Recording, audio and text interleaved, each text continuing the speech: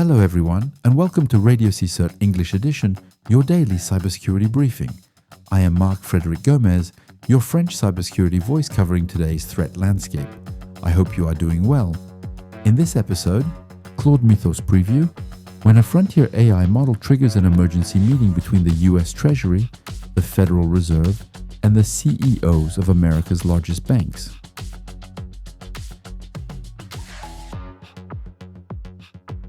On April 7, 2026, US Treasury Secretary Scott Bessent and Federal Reserve Chair Jerome Powell convened an emergency meeting at Treasury headquarters in Washington. The guests were the chief executives of Bank of America, Citigroup, Goldman Sachs, Morgan Stanley, and Wells Fargo. Jamie Dimon of JP Morgan Chase was invited but could not attend. The subject of the meeting was not a geopolitical crisis, not a market contagion event, not a regulatory failure. It was a single artificial intelligence model, Claude Mythos Preview, developed by Anthropic. According to Bloomberg, this marks the first time in American financial history that regulators at this level have treated the capabilities of a single AI model as justifying an emergency session with the leaders of systemically important financial institutions. That framing alone tells you something significant about where the regulatory perception of AI risk now stands. To understand why, you need to understand what Mythos is and what it can do. Anthropic launched a Claude Mythos Preview without a broad public release, explicitly citing the risks of exposing critical vulnerabilities at scale. The documented capabilities are not incremental improvements over existing large language models. According to Anthropic's own documentation, Mythos can identify and exploit flaws across all major operating systems and web browsers autonomously, in real time and at low cost. It is capable of constructing sophisticated payloads and functional exploits without human guidance. This is not a research demonstration or a controlled red team capability. It is a production model whose access has been restricted to approximately 40 partner organizations under a program called Project Glasswing, which includes Microsoft, Google, and Amazon. Anthropic conducted prior consultations with US authorities on both the offensive and defensive dimensions of the model before any restricted deployment. The European Commission has publicly endorsed the access restriction, citing large-scale cyber risk. There is also an active legal dimension. Anthropic is currently engaged in litigation with the Pentagon, which has classified the organization as a supply chain risk. Anthropic contests that classification in court. The Pentagon's position and the Treasury-Fed emergency meeting are not isolated signals. They represent a convergent institutional assessment that Mythos represents a threat category that existing frameworks were not designed to handle. The risk vectors identified in connection with Mythos map to 6 distinct categories. The first and most acute is zero-day exploitation, rated critical. The model's ability to identify and weaponize unknown vulnerabilities across all major OS and browser environments creates direct exposure for core banking systems and trading platforms. A threat actor with access to Mythos, or to a derivative capability, can compress the entire vulnerability research and weaponization cycle from weeks to hours or minutes. The second critical vector is systemic SIFI risk, systemically important financial institution risk. If multiple institutions are running shared AI infrastructure built on or derived from the same model, a single compromise or a single model level failure can trigger synchronized reactions across institutions simultaneously. This is the herd effect at systemic scale. Not one bank making a bad decision, but all banks making the same bad decision at the same moment because they are all running the same model on the same input signals. The third vector is rated high, algorithmic convergence. This is distinct from the SIFI systemic risk in that it does not require a compromise. It simply requires multiple institutions using the same model, responding identically to the same market signals. The fourth vector is DeFi and crypto infrastructure exposure, also rated high. Smart contracts are particularly vulnerable to automated exploitation at low cost and near zero latency. A model capable of autonomous exploit generation applied to DeFi protocols represents an attack surface that existing smart contract audit processes were not designed to anticipate at this speed.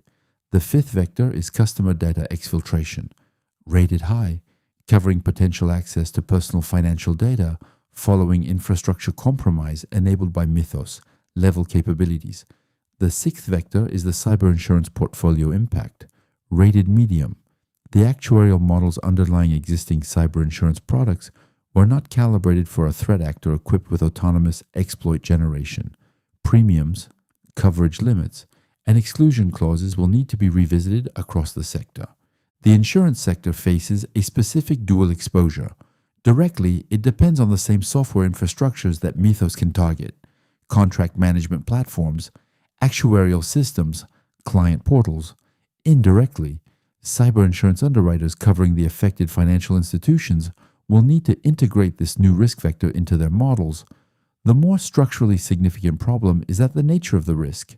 An AI model capable of generating custom exploits autonomously falls outside traditional cyber analysis frameworks entirely. Existing exclusion clauses related to autonomous acts of AI systems are inadequately drafted for this scenario and warrant immediate legal review.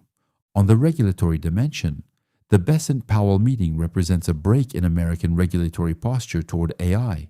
Frontier model capabilities are now being treated as systemic financial stability risks, not as sectoral technology concerns to be handled by IT risk teams.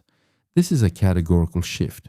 The Bank of England and the FCA have separately expanded their operational resilience surveillance scope related to AI without having convened an equivalent meeting. US banks may face new short-term regulatory requirements as a direct consequence of the April 7th session.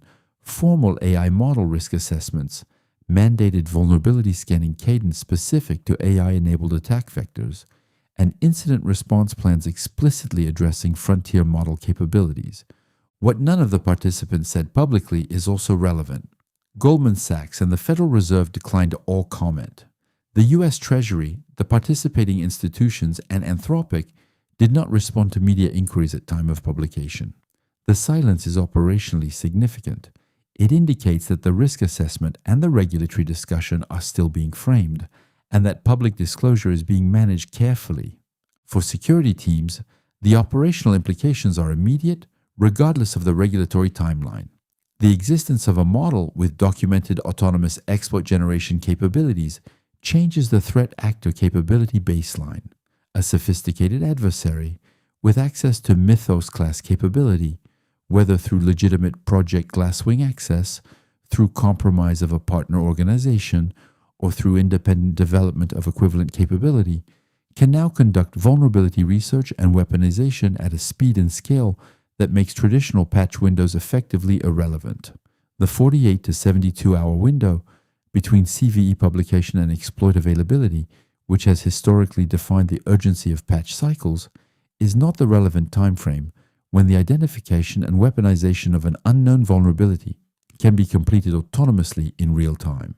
The threat hunting and detection posture implications follow from this. Behavioral detection rules calibrated for human speed attack timelines, lateral movement, privilege escalation, data staging remain valid but are no longer sufficient as a primary detection layer. Detection needs to move earlier in the chain, anomalous reconnaissance patterns, unusual API call sequences, out-of-profile network behavior before weaponization is complete. For financial sector SOC teams specifically, the convergence of AI-enabled autonomous exploit generation with core banking system exposure and DeFi infrastructure is a combination that requires dedicated threat modeling work, not incremental adjustment to existing playbooks. What to watch going forward? The trajectory of the Pentagon supply chain classification litigation will determine whether Anthropic's restricted deployment model survives legal challenge. The regulatory requirements that follow from the Besant-Powell meeting will define the compliance baseline for AI model risk in the financial sector. And those requirements will extend to technology vendors supplying financial institutions, not only to the institutions themselves. And the 40 partner organizations under Project Glasswing represent a new insider threat and supply chain attack surface that has not yet been formally addressed in any published threat model.